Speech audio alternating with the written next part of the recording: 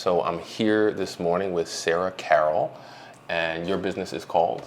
Sarah Carroll Interiors. Yes, and Sarah is an awesome interior decorator, but she also does staging, which is really great for real estate agents, sellers. And Sarah's someone I've worked with many times to my great benefit and the benefit of my sellers. So I wanted to take a moment and introduce everyone to you. Thank you. And maybe we could ask you a couple of questions. Absolutely. Okay, so let's start with how long have you been involved in the real estate industry, in and around the industry? Yeah, sure. So I was licensed as an agent in 2013. Previous to that, I've been co-owner of a couple of construction companies for about 20-something years, and so was involved in a lot of residential construction, remodeling. We do some flips and small developments and things, and so I always knew that after my kids got a little bit older that I wanted to be licensed as a realtor and kind of start working from that end as well. Okay. How's that experience helped you with the staging, interior decorating side? Well, it really kind of came about a little bit organically. I was in interior design at LSU. I was an interior design student, and I got married and decided to start a family, go in a different direction, and I focused on that as well as our construction company. So I did not finish my degree at LSU, but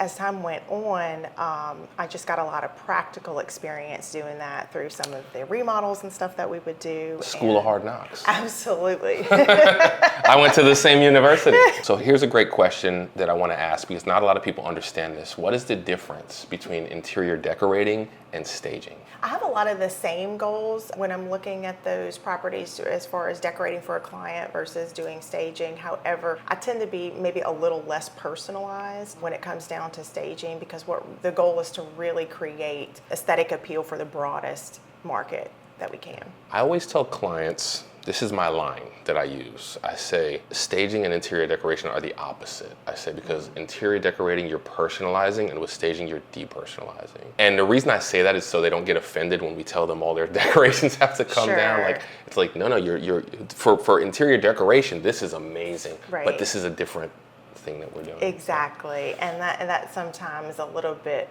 it's a little bit difficult conversation to have, but we can have it in a way that's not offensive and that helps people to understand that we all have the same goal. That's actually, that's a good point. So how do you approach that challenge of telling someone, hey, all your stuff in here, get rid of it, curtains, change them, bedspreads, change them, fix up all the, things that are broken, et cetera, without crossing the line into like, your house is, not good, like fix it, like it's ugly, and without offending people. Right. Well, I think we approach it, and when I'm working with my agent friends and just coming in as the stager, which I love to do because I know that it gets results for them, when we're approaching it that way, I try and partner with the agent that I'm working with to help the client understand that we all have the same goal. And the goal and the reason why they hired this agent, to work with, is that they know that they're going to help them to bring in the expertise and the people that they need to get the job done, to have the best presentation on the market. And it's best to have the best presentation out of the gate.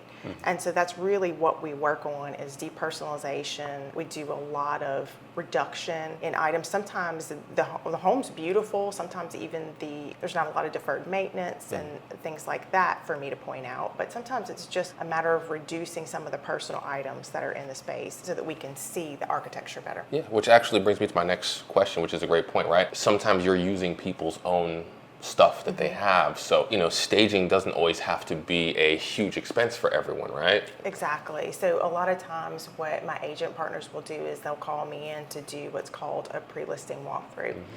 And what we'll do in that situation is I might walk with the agent. I can go by myself, but I love to have my agent partner there with me so that we're all on the same page and just kind of walk through the home. I make a nice comprehensive list of any obvious like deferred maintenance items. I'm not an inspector, however, I can help, broach those issues with a seller. And you have that background in construction too, so I'm sure that's beneficial when you're looking at stuff. You kind of know what you're seeing a little bit to some degree. It is helpful, and so I kind of do a range of things, ranging from just walking through the home, talking about items that we might be able to reduce, juice, maybe moving things around to make the space seem more welcoming or, bigger. If people need help, if they need to repaint, I can help them choose new paint colors. Yeah. That would be, good for the broader market and things like that. Yeah. I always say it makes me as an agent look like, wow, I've really got it together. I've got this whole team of people, just professionals and experts. It helps the client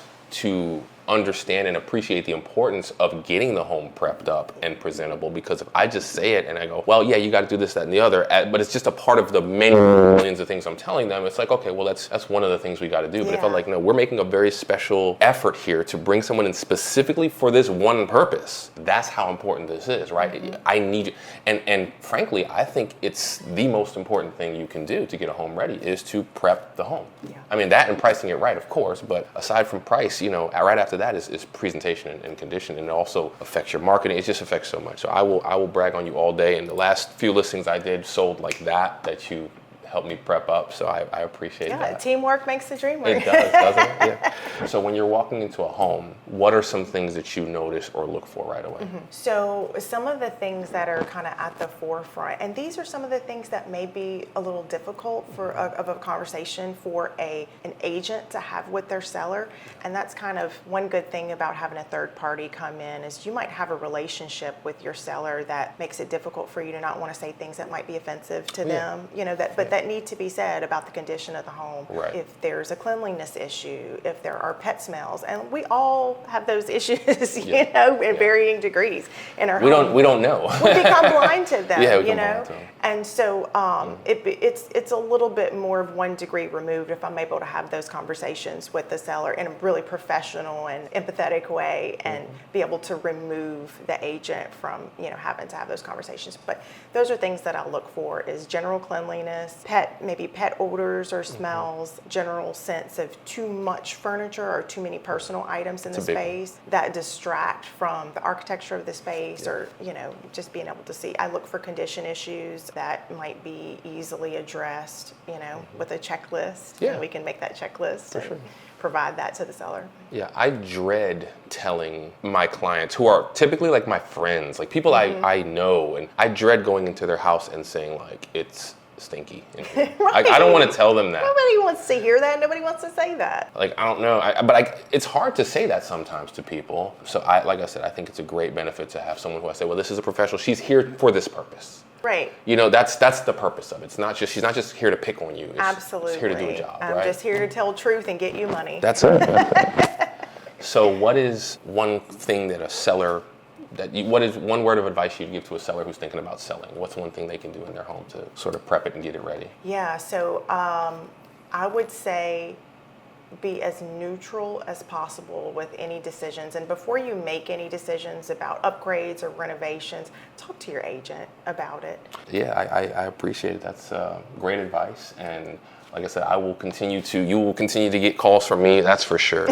Wonderful. I love working together. Yeah, absolutely. It's been a great experience so far. So we'll keep it going, and hopefully, agents out there or sellers out there will also think about the importance of presentation on their home, the importance of staging, and even just getting that consultation. It goes a long way into getting top dollar for your home.